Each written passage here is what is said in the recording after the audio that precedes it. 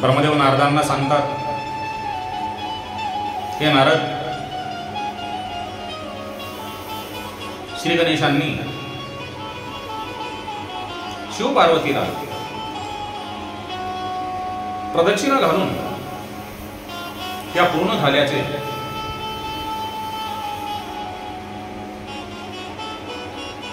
गणेशांनी सांगितल्यानंतर आणि विवाहाची अट शिवपार्वतींनी मान्य केल्यानंतर गणेशांनी आपल्या मातापित्यांना वंदन करून तो निघून गेला आणि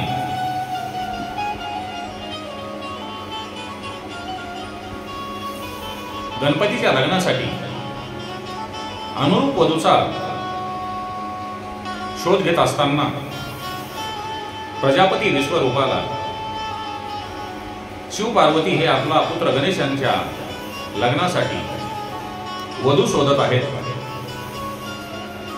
असे समजल्यानंतर त्यांनी त्याला ज्या आपल्या 2 कन्या होत्या रुद्धी आणि सिद्धी, त्या दोन्ही कन्या अतिशय सुंदर आणि सर्व शुभ लक्षणांनी संपन्न होत्या, त्या त्यांनी गणपतीला द्यायचे ठरवले. त्वरेने तो तत्काळ कैलासावर जाऊन आपल्या कन्येबाबत आणि गणपतीच्या लग्नाबाबत शिव पार्वतीशी चर्चा करून आपल्या दोन्ही कन्यांचा विवाह गणेशासोबत लावून दिला. त्या मंगल प्रसंगी कैलासावर मोठा उत्सव साजरा होऊन त्या विवाहाला सर्व देव आणि ऋषी परिवार सहपरिवार येऊन त्यांनी श्री गणेशांना त्यांच्या लग्न प्रसंगी शुभ आशीर्वाद देऊन शिव पार्वती यांनी भगवान श्री गणेश आणि त्यांच्या पत्नी रिद्धी सिद्धी या 9 दाम्पत्याचा आपल्या सून आणि मुलांचा यथायोग्य सन्मान केला आणि सर्व मंडळी आपापल्या स्थानी निघून गेली.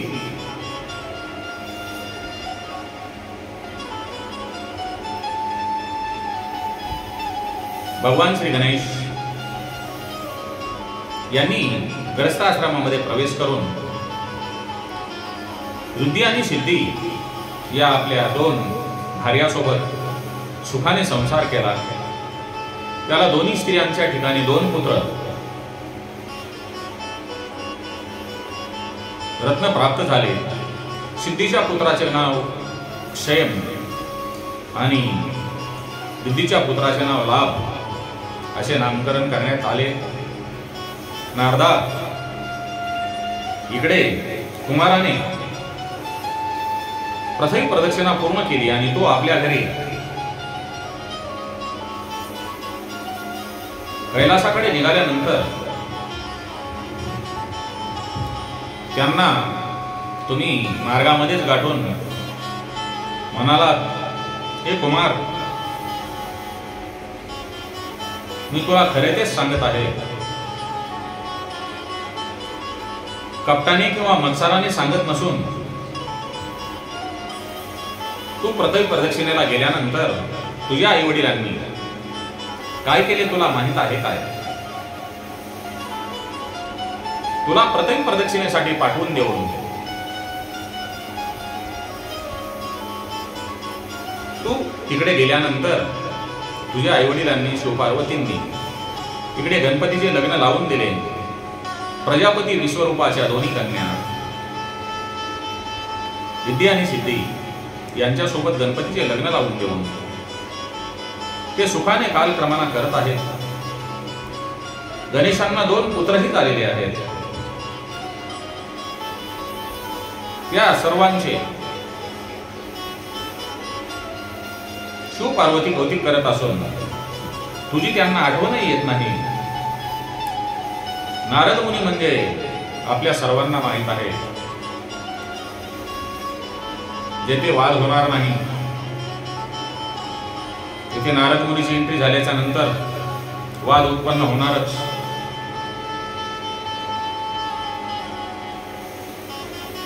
आपल्या बंधूच्या लग्नाची आपणाला न सांगता आणि प्रथम परीक्षणा न करता लग्न लावून दिल्यामुळे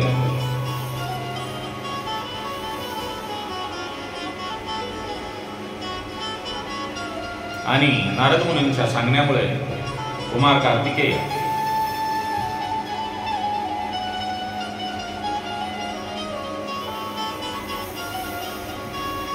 मनामध्ये थोडा विचलित होऊन आपल्या आई वडिलांचे हे बरोबर नाही. मी पृथ्वी प्रदक्षिणेला गेल्यानंतर माझ्या आई वडिलांनी शिवपार्वतींनी गणेशांचे लग्न लावून दिले, तर आता आपण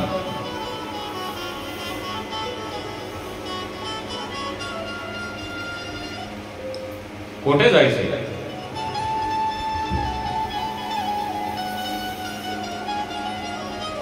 कोणाकडे तक्रार करावी?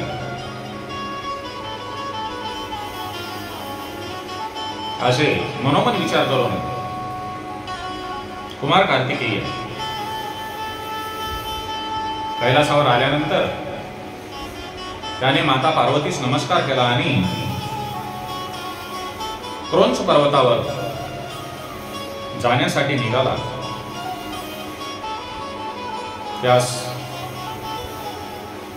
शिवपार्वती म्हणजेच त्यांचे आई वडील कुमार कार्तिकेयचे यांनी अडवण्याचा प्रयत्न केला. आपल्या परोनी आपल्या मुलाला भरपूर समजावण्याचा प्रयत्न केला, परंतु हे आई बाबा, तुम्ही माझ्याशी कपट केलेली आहे, मी पृथ्वी प्रदक्षिणा पूर्ण केली आहे हे सांगण्यासाठी येतो आलो होतो. आता माझे काम झाले आहे, मी आता इथे क्षणभरही थांबणार नाही असे म्हणून कुमार कार्तिकेय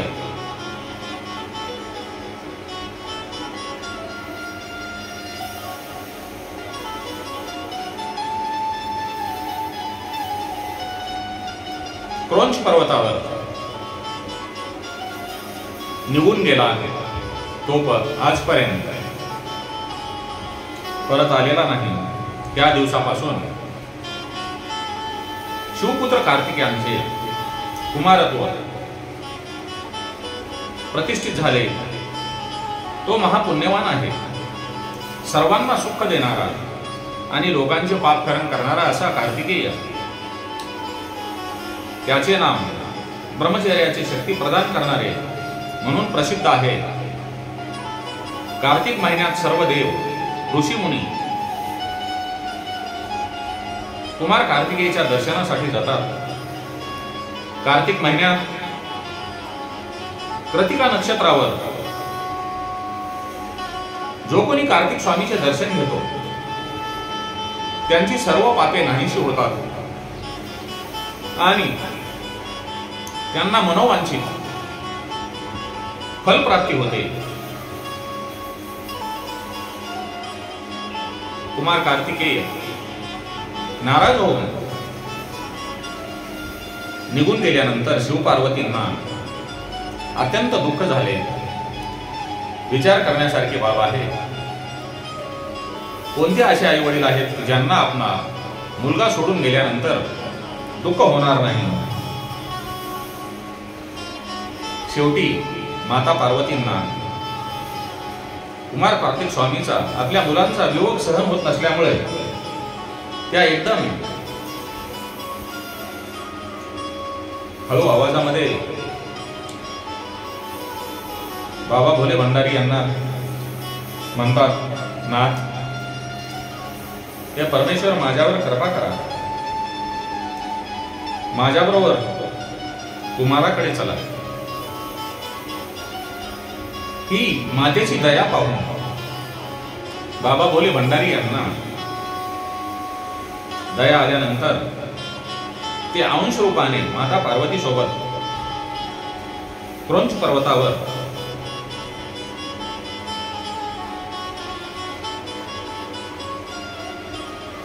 गेले आणि क्रंच पर्वतावर गेल्यानंतर मल्लिकार्जुन ज्योतिर्लिंगाच्या नावाने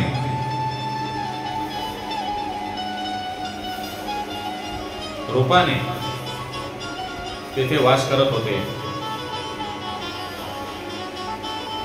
मल्लिकार्जुन ज्योतिर्लिंग मध्ये आपल्या मुलाला कुमार कार्तिक स्वामींना भेटण्यासाठी बाबा भोले भंडारी त्या क्रंच पर्वतावर गेल्यामुळे आणि तेथेच वाद करत असल्यामुळे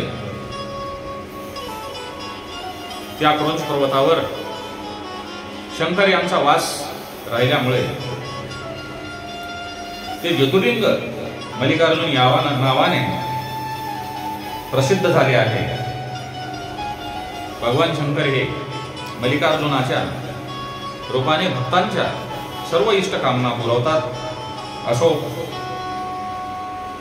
भगवान शंकर आपले आईवडील हे क्रंच पर्वतावर आपणाला भेटण्यासाठी येत आहेत.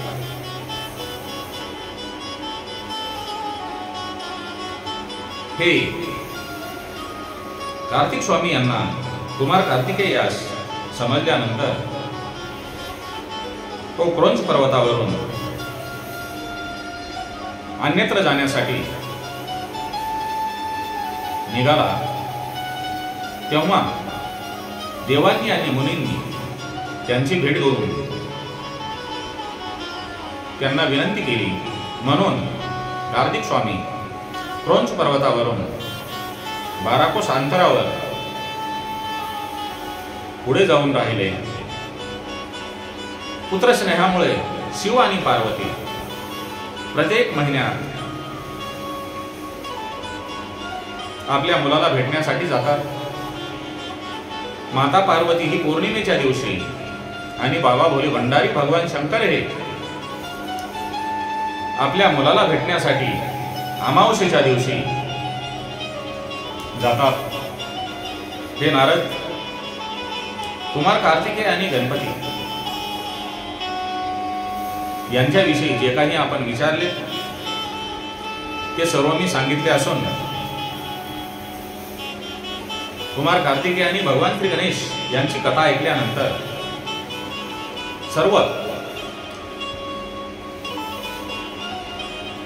ऐकणाऱ्या श्रोते मंडळीचे पाप नाहीसे होऊन इच्छित वस्तू त्यांना प्राप्त होतात. जो मनुष्य या कथेचे पूर्ण श्रद्धेने श्रवण करतो त्याचे कल्याण होते आणि त्यास यश, कीर्ती, सौभाग्य, आयुष्य, आरोग्य, पुत्र पौत्रादी धनसंपत्ती आणि उत्तम सौख्य लाभते. हे आख्यान शिवज्ञान देणारे असून शिवभक्ती वृद्धिगत म्हणजे वाढवणारे आहे. शिव पार्वती विषयी प्रेम वाढवणारे असून मोक्षदायक आहे. हे नारद, आपण मला जी माहिती विचारली होती ती मी यथा योग्य भगवान शंकर यांचे स्मरण करून आपणास सांगितलेली आहे.